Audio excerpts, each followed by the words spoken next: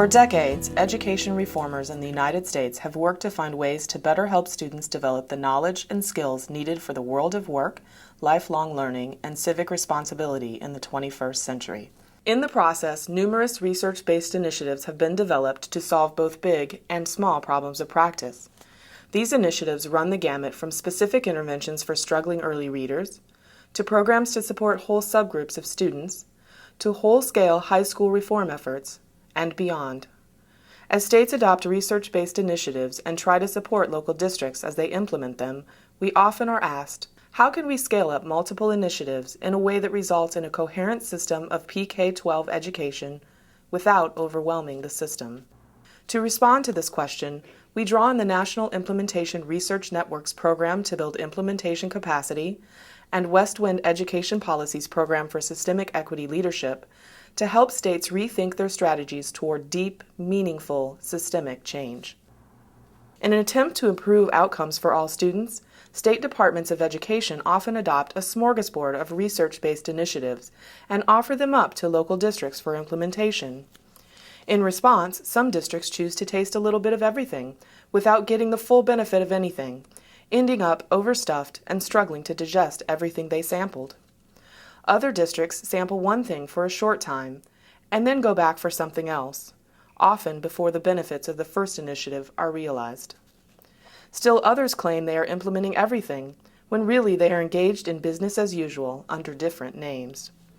A very few manage to put together a well-balanced meal, implementing select initiatives under a coherent vision for teaching and learning that they are capable of supporting.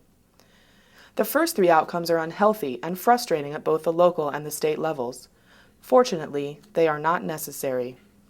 We actually know a lot about implementation, organizational change, and transformation. We know that states can deliberately and systematically develop and make effective use of an implementation infrastructure.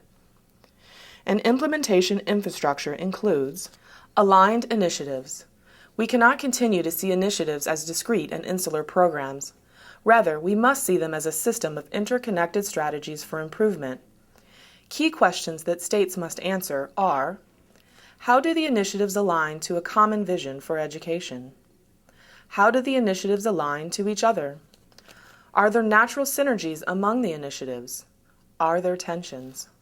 Are there gaps where fundamental components have been left out? Answering these questions will help us sharpen the vision and will ensure that we are working toward common goals.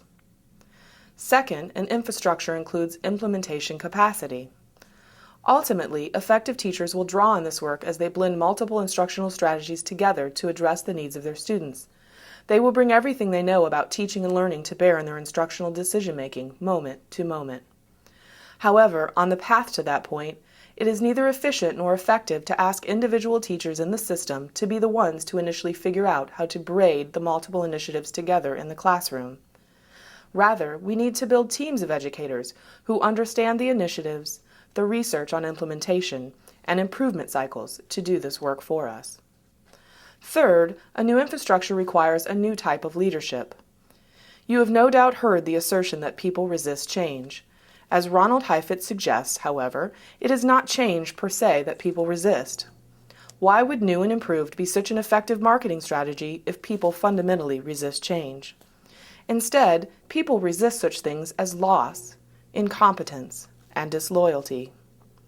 As we work with states to align their systems and develop implementation capacity, we also work on developing a new kind of leadership. Leadership that helps people work through the loss they feel when making a change. Leadership that anticipates feelings of incompetence and helps people regain confidence. Leadership that encourages those in the system to understand their loyalties and to take calculated risks toward improvement. West Wind Education Policy's framework for systemic equity leadership suggests that we attend to the hearts and minds of those we are asking to change, and that we begin with our own.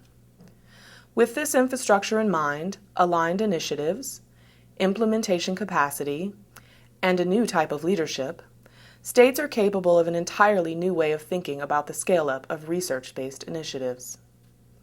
As a way to start, states should determine how the initiatives align to the overall vision for education. Determine how the initiatives align to each other. Develop the capacity to implement multiple initiatives in a coherent and cohesive manner that supports rather than overwhelms the system and individuals within the system. And develop a new kind of leadership that anticipates and responds to resistance by attending to both technical challenges and to hearts and minds. If we focus on alignment, implementation capacity, and leadership, we can anticipate the bumps and smooth out the road to change. For more information about the work of Westwind Education Policy, please visit our website at www.westwinded.com. For more information about the work of the National Implementation Research Network or their work at the State Implementation and Scaling Up of Evidence-Based Practices Center, please visit their website at www.scalingup.org.